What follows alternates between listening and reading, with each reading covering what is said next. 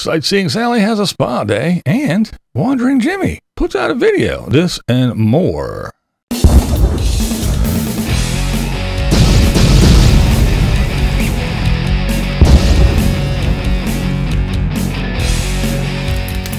What's up, blind viewers? How's everybody doing today? All right, let's just start this thing. We'll start off with Lola from Lost on Land again. She is going to have a premiere video tonight. That's right, tonight, and it is at 7 Eastern time, and she is going to make the big announcement about Lolapalooza 2021. She's going to tell you all about it, so I'm sure you're not going to miss it. If you missed the premiere, which I hope you don't, go on over and catch that premiere. But if you do happen to miss it, it will be up, and you can go check out all the details. That's right, for this year's upcoming Lolapalooza. It's always a big hit. I know when I was there, I had a blast, and I'm sure you will too. So go over and keep an eye out at Lola Lost on Land again. Check out her channel for sure. All right, next we have Wandering Jimmy. That's right, Wandering Jimmy. He makes an appearance, puts up a video. All right, now this is a not an old video, but it's a video from a while back. This is from, I don't know if you remember, I talked about Blue Van Dan and actually Paul the bread trucker ski-daddling because there was a wildfire. Well, this is back from way back then, is what Jimmy's talking about in his video. Van Dan, who's been here, well, a while now, with his friend Vicky, and he called over to me and said, look out the door, and there's all this smoke that just came up out of nowhere. It's so windy, though, that it's a potentially dangerous situation.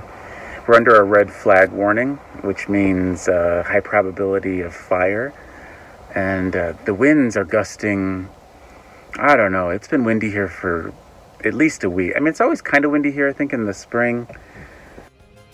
Now, there's something I always say about the nomads, about when they, you know, come down on us folks that live in the sticks and bricks and tell us how stupid we are. The one point they always make is, well, my house has wheels, so if you don't like your neighbors, you're stuck.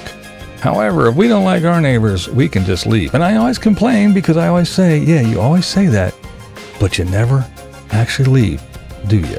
Love that place. The only thing I don't love about this place, the people. I mean, and you kind of have to expect it. It's full of people, and they're loud, and they party, and they make lots of noise, and they don't watch their dogs, and their dogs bark nonstop. As you can hear, there's children screaming pretty much all day long.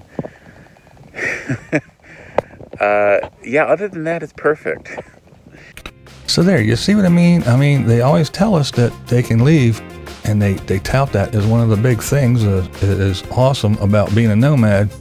But yet, they always make these videos about, yeah, it's horrible, it's noisy, these people, but they never leave like they always say they can, and we're stupid because we can't. So I just thought I'd point that out just one more time, you know, and to give you guys something to bitch about, to tell me how much I hate the nomads. All right, let's go over and check out Sightseeing Sally. That's right, her and Marty are at the Salton Sea. Yes, that's right, they are.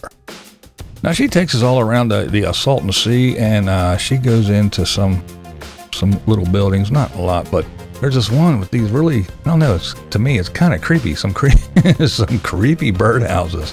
I mean, hundreds of them. There's like a little section, almost like they took 2x4, I mean, not 2x4, plywood, and made like a little U, like a, you know, and they have like all these birdhouses in them, and there's a couple of them, and there's just all these birdhouses in it. It's kind of weird. I don't know, it's creepy. Between the graffiti in there and then all these creepy birdhouses, it's kind of weird. But yeah, she takes us around and she shows us all this, where the hot springs are, and she tells us a little bit about the Salton Sea. And she's there for a spa day. That's right. She is there for the little mud pots. Yeah, all kinds of little mud things all over the place where, well, hey, why should I talk? Let's just let Sally tell you all about the Salton Sea and the healing mud. In the background, you can see the geothermal plant utilizing the energy that is obviously underground. I hear people collect the mud and use it for like facial masks or body masks. So I'm kind of wondering if collect some of it and sell it to Kim Kardashian if I maybe make some millions. And there we go. Sightseeing Sally having a spa day over there at the Salton Sea. So go over and check it out. It's a pretty cool video, as always. Actually, the video previous was a Salton Sea video also. So go over and check out Sightseeing Sally and see what her and Marty are up to. All right, moving right along, we have Paul Barger. That's right, Paul Barger, the bread trucker. Him and Allie they're in California, and they're at the ocean. Yeah, check them out. Paul at the ocean. Like one after another, they're all flying a sign. You happy being at the beach? Oh yeah.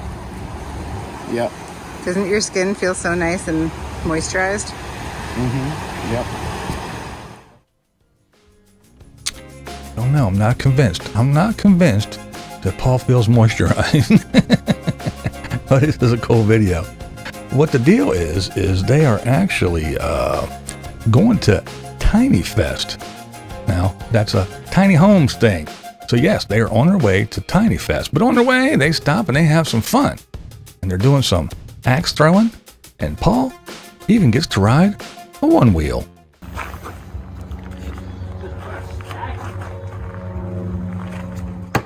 Dang. You're gonna walk away on that note. You're gonna have a storm in here. Oh yeah. Yeah, that's what I'm talking about. So many things to look at. I've got it so the front end is elevated. There you go. It feels a little unnatural so far, how you have to lean so far forward, but Because it's on these rocks. And there we have Paul. That's right. Throwing an axe and riding one wheel. Looks like fun, man. It really does. Paul's a cool dude. But I guess the main attraction was the Tiny Fest. And good news, he actually showed the bread truck. That's right. The bread truck was in the Tiny Fest as a tiny home.